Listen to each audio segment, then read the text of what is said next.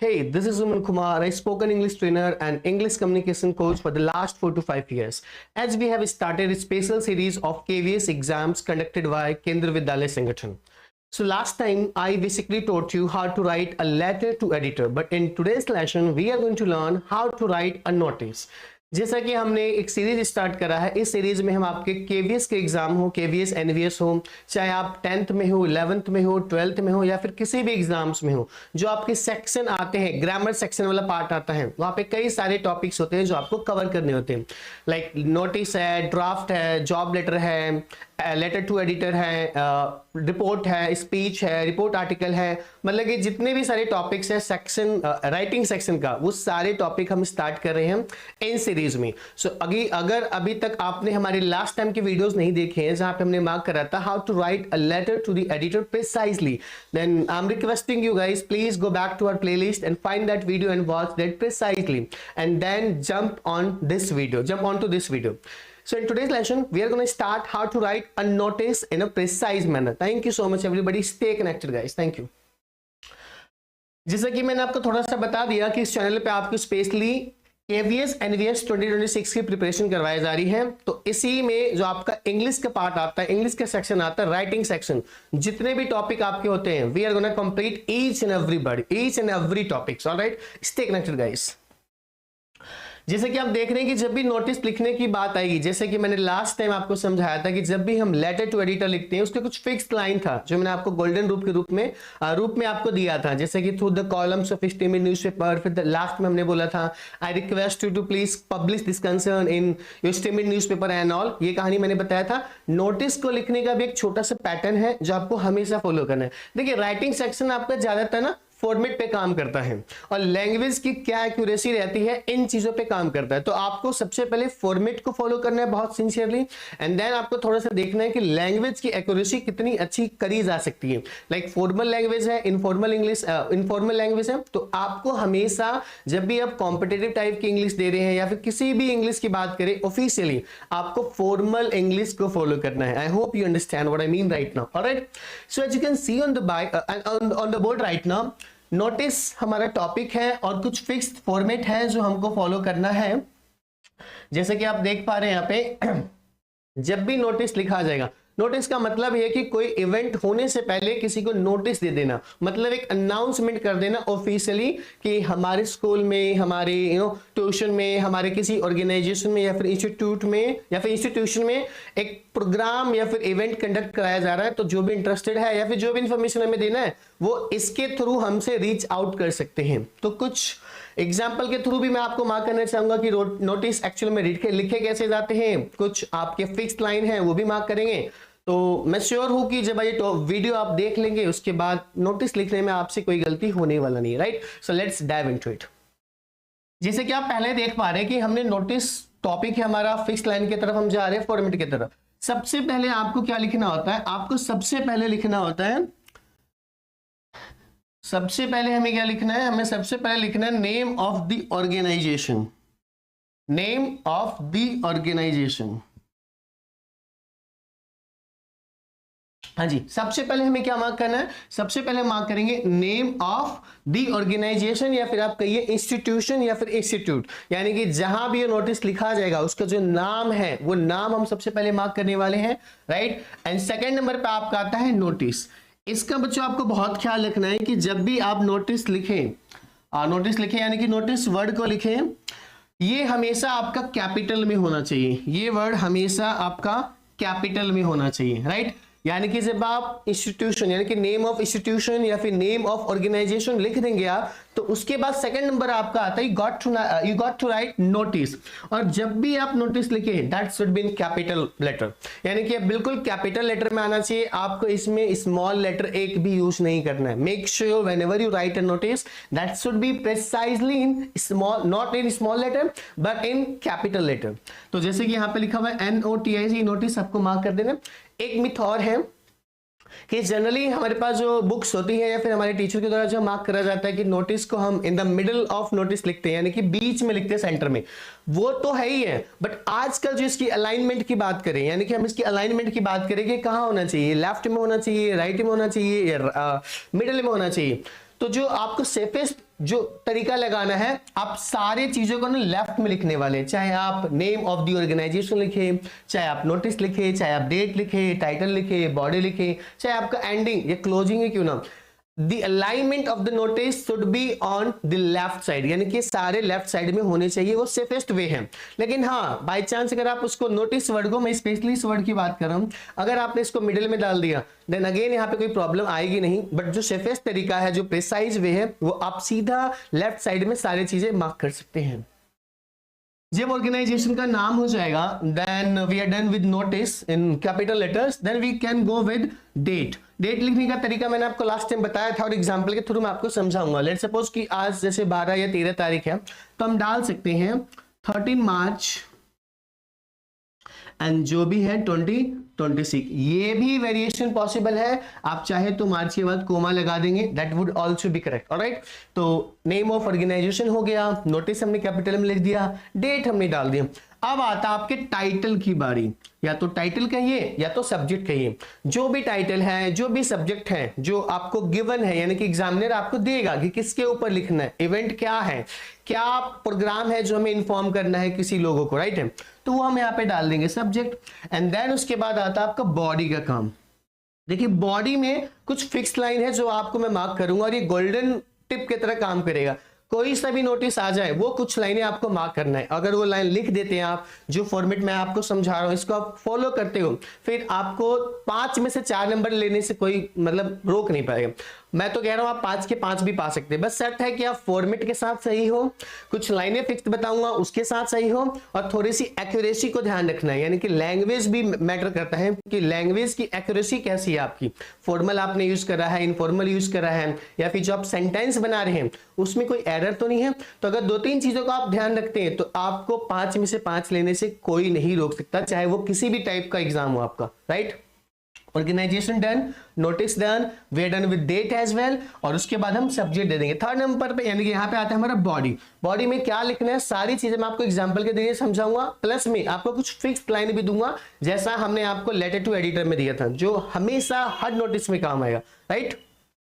And then at the end when you are done with notice, यानी कि body को आपने बॉडी पूरा लिख दिया है, when you end your notice, so आपके जो क्लोजिंग है, जो एंडिंग है, एंडिंग में आप वहां पे नेम दे देंगे अपना जो भी लिख रहे हैं, या अगर मेंशन है क्वेश्चन पेपर में मेंशन किया गया, एग्जामिनर ने आपको मेंशन करा है कि आप कौन हो, तो नाम डाल देना है। मेंशन नहीं है तो इमेजिनरी नाम डाल देंगे। और उसके बाद आता है डेजिग्नेशन। डेजिग्नेशन का मतलब वो जो नोटिस लिख रहा है या लिख रही है उसका नाम तो मैंने बता दिया। डेजिग्नेशन मतलब उसका पोस्ट क्या है, वो है क्या, उसका क्या पद है उस एरिया में, यानी कि उस ऑर्गेनाइजेशन में, उस स्कूल में, उस इंस्टीट्यूशन में। आई hope you understand what I mean right now guys, alright. तो ये तो हो गया हमारा स्टार्टिंग का पैटर्न, यानी कि ये पूरा फॉर्मेट फॉलो होने वाला है नोटिस लिखने के लिए। जब इतना डन हो जाते हैं तो कुछ अब मैं आपको फिक्स लाइन देना चाहूंगा, और उससे पहले हम क्या करेंगे, ये चीजें तो आपको फिक्स होने वाला है, यानी कि ऑर्गेनाइजेशन का name, notice, date, then subject. ये जो बॉडी है ना, बॉडी में लिखने के आपकी कुछ चीजें ध्यान रखना है। यहाँ पे एक फॉर्मूला देता हूं मैं आपको, जो हमेशा आपको नोटिस लिखते समय ध्यान रखना है। अगर आपने उस फॉर्मूला को याद कर लिया फिर आपको 5 में से 5 मार्क्स लेने से कोई नहीं रोक सकता, that's my guarantee. So let's have a look at that formula, कि फॉर्मूला है क्या, देखते हैं। और मैं श्योर हूँ गाइज अगर आपने इन चीजों को फॉलो कर लिया फिर आपके 5 में से 5 मार्क्स लेने से कोई रोक नहीं पाएगा। हाँ जी, as you can see on the board right now I have written a formula which goes like 5W formula. I hope कि आपको समझ आ गया हो क्योंकि मैंने नीचे लिख भी दिया है 5W फॉर्मूला। ये होता क्या है आप इजिली समझ लीजिए। 5W फॉर्मूला का मीनिंग है, यानी कि आपको W से रिलेटेड 5 क्वेश्चंस लिखने हैं। बॉडी में 5 क्वेश्चंस होंगे जो आपके दिमाग में होने चाहिए, और उन क्वेश्चंस के हिसाब से आपको नोटिस प्रिपेयर करना है। समझाने की कोशिश करता हूं। जब भी आप बॉडी लिखेंगे तो सबसे पहले आपको वहां बताना है, सबसे पहले आपको बताना है कि वो इवेंट क्या है, किस बारे में है। आप सीधा सीधा कहिए कि इवेंट क्या है, उसको एक्सप्लेन कीजिए कि इवेंट किस बारे में है। तो सबसे पहले यहाँ पे पहला वर्ड आ जाएगा, वो क्या है, मतलब आपने इवेंट बता दिया। सेकेंड नंबर पे आता है कि वो इवेंट कहाँ पे ऑर्गेनाइज होने वाला है, वो कहाँ पे मतलब कि कंडक्ट होगा या ऑर्गेनाइज होगा। तो आप वहां पे सेकंड नंबर पे व्हेन, मतलब कि व्हेन का जवाब देने वाले हो, मतलब कि होगा कब। थर्ड नंबर पे जब आप प्लेस बता दोगे ऊपर, मतलब कि इवेंट का इंफॉर्मेशन आपने दे दिया, आपने टाइम बता दिया, अब प्लेस भी तो बताओगे ना कि इवेंट होगा कहाँ पे, वो प्रोग्राम कंडक्ट कहाँ करवाया जाएगा, तो आपको वेयर यानी कि कहाँ होगा वो चीजें मार्क करनी है। फोर्थ नंबर पे आपके आता है हु, यानी कि जो इवेंट होने वाला है ये किन किन लोगों के लिए होने वाला है, वो इन्फॉर्मेशन हम देने वाले हैं। जैसे हम एक लाइन लिखेंगे ना कि जो भी इंटरेस्टेड है या फिर जो भी इसमें पार्टिसिपेट करना चाहता है, डिबेट कंपटीशन है या कोई और इवेंट है, टूर के ऊपर कोई हमने नोटिस लिखना है या कुछ भी है ना, तो वो किसके लिए है हम वो मार्क करेंगे। और एट लास्ट आपको लिखना है हुम।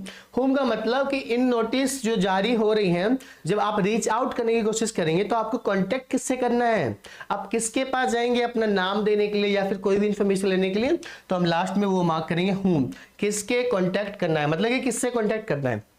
ये फॉर्मूला अगर आपने फॉलो कर लिया then trust me nobody can stop you getting 5 marks out of 5। 5 में से 5 मार्क लेने से कोई नहीं रोक सकता। बस शर्त यही है कि आपके फॉर्मेट सही हो, आपका लैंग्वेज की एक्यूरेसी अच्छी हो और सेंटेंस में दिक्कत यानी कि सेंटेंस फॉर्मेशन बहुत अच्छा हो। इस फॉर्मूला को यूज करके अगर आपने नोटिस लिखा, that's my promise, you would get 5 out of 5। Thank you. ये आपको मैंने दिखा दिया फॉर्मूला, पीछे मैंने आपको थोड़ा सा उसका फॉर्मेट दिखा था। अब थोड़ा सा आगे और हम चलते हैं, कुछ चीजें और है मेरे पास आपके लिए, एंड दैट इज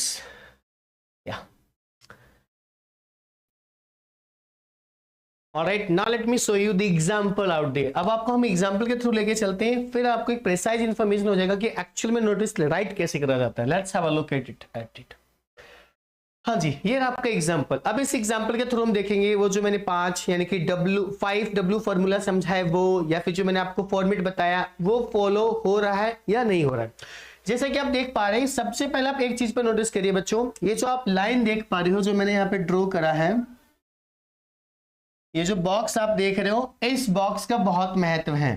पता है आपके नोटिस वैसे तो जनरली 5 मार्क्स के होते हैं।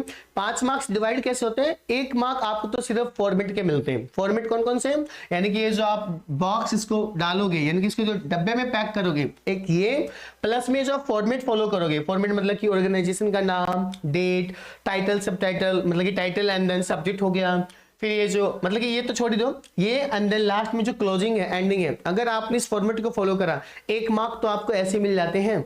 2 मार्क आपके कंटेंट के होते हैं, 2 मार्क कंटेंट के, क्योंकि कंटेंट में आपने जैसे कि ये चीजें स्टार्टिंग कैसे करी है और प्लस में आपने एंडिंग कैसे करी है। और 2 मार्क्स होते हैं आपके सेंटेंस मेकिंग पे, कि आपके सेंटेंस कितने प्रेसाइज हैं, एक्यूरेसी आपने कितनी मेंटेन करी है, और आपने फॉर्मल इंग्लिश का यूज करा है या इनफॉर्मल इंग्लिश का यूज करा है। तो इन सारी चीजों को ध्यान रखना है।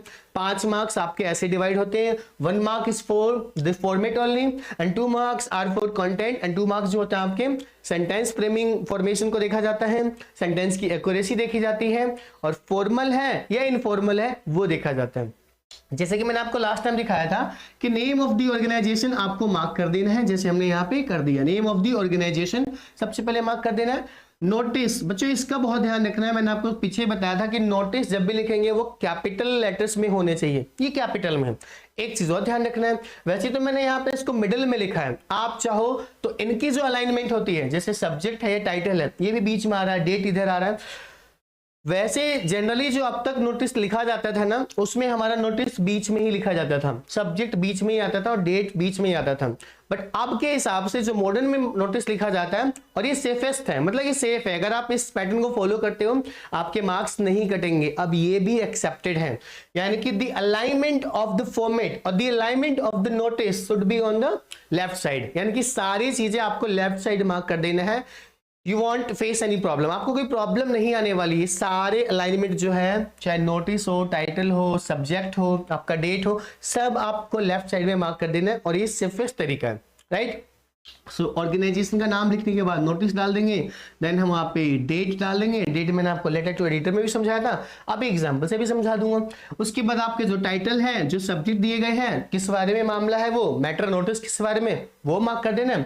अब ये लाइनें देखिए बच्चों, ये लाइनें आपको फिक्स रखनी है, ये हमेशा आपको हर नोटिस में फॉलो करना है। और अगर आपने इस फॉर्मेट को फॉलो करा, then I am damn sure कि आपके 5 में से 5 मार्क्स लेने से कोई नहीं रोक सकता। ऑलराइट, तो आपके लाइन कैसे जा रहे हैं, all the students are hereby informed, मतलब कि जितने भी बच्चे हैं उनको इन्फॉर्म किया जाता है, सूचित किया जाता है दैट।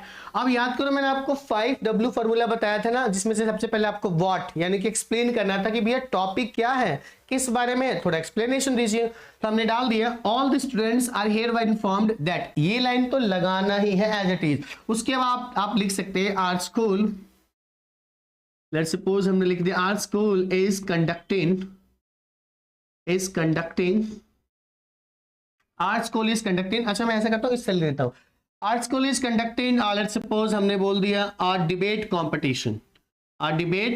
कॉम्पिटिशन, ठीक है, यानी कि हमारा स्कूल जो है वो एक डिबेट कंपटीशन को कंडक्ट कर रहा है। अब ये आपने बता दिया कि भैया टॉपिक क्या है, एक्चुअल में हम बताना क्या चाह रहे हैं इस नोटिस के जरिए। तो हमारी स्कूल जो है या ट्यूशन जो है या फिर इंस्टीट्यूट या इंस्टीट्यूशन जो है वो एक डिबेट कंपटीशन को ऑर्गेनाइज कर रही है, होल्ड कर रही है, यानी कि हेल्ड कर रही है। अब उसको आपको सेकंड नंबर पे बताना था भैया टाइम क्या है आपके कंपटीशन का, तो आपको बताना the event will be held on, और उसके बाद जो आपका डेट है, इवेंट का डेट लगा देना है कि वो इवेंट कब कंडक्ट होगा, और एट लगा करके आपको उसका प्लेस बता देना है कि आखिर ये मतलब कि ऑर्गेनाइज होगा कहां पे। तो अब तक हमने उसको एक्सप्लेन कर दिया, व्हाट का आंसर दे दिया, व्हेन का आंसर दे दिया कि होगा कब, एंड थर्ड नंबर पे हमने उसको बता दिया कि कहां होगा, वेयर का आंसर दे दिया। अब आता है हु।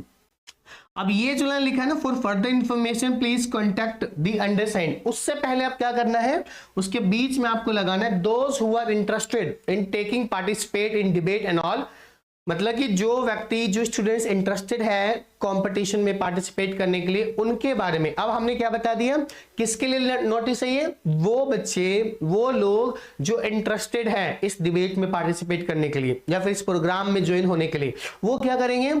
अब लास्ट में कि आपको करना क्या है, किससे कॉन्टेक्ट करना है, फॉर फर्दर इंफॉर्मेशन या for further detail please contact the undersigned. Undersigned का मतलब समझो बच्चों, अंडरसाइंड का मतलब है वो व्यक्ति जो इस नोटिस को लिख रहा है और नीचे साइन करने वाला है अपना, यानी कि आपको कोई भी क्वेरी हो, आपके पास कोई भी क्वेरी हो, कोई भी इंफॉर्मेशन लेना हो, you just got to contact the undersigned, यानी कि जो नीचे साइन करेगा या फिर ओवरऑल आपका ये जो नोटिस लिख रहा है उससे आपको कॉन्टैक्ट करना है, so that your all queries can be solve easily. Alright, तो उस व्यक्ति का फिर नाम आ जाएगा यहाँ पे, एंड देन हम उसका डेजिग्नेशन बता देंगे कि उसका पोस्ट क्या है, वो मतलब कि वो टीम लीडर है या फिर मैनेजर है या सेक्रेटरी है, वॉट एवर ही जो भी है, सी जो भी है, वो हमको लिख देना। तो बच्चों ये आपका पूरा फॉर्मेट है, ध्यान रखिएगा। बॉक्स का लिखना बहुत इंपॉर्टेंस है, बॉक्स छोड़ना नहीं है, बॉक्स आपको हमेशा लिखना है। फॉर्मेट का पूरा ध्यान रखना ताकि आपके 1 मार्क कहीं नहीं जाने वाले हैं, 2 मार्क्स आपके कंटेंट के हैं और 2 मार्क्स में आपकी accuracy, sentence formation and then आपका फॉर्मल और इनफॉर्मल चेक करा जाए।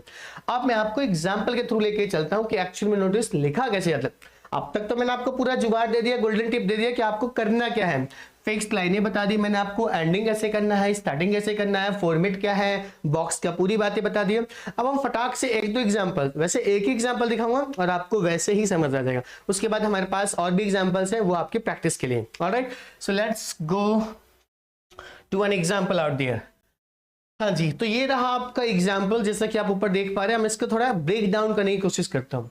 जैसे कि हमने ऊपर सबसे पहले डाला है ऑर्गेनाइजेशन का नाम, यानी कि ऑर्गेनाइजेशन का नाम हमने बस अज्यूम करा है। क्या है ऑर्गेनाइजेशन का नाम, ABC public school. Public school जो है एबीसी, वो हमारा ऑर्गेनाइजेशन का नाम है।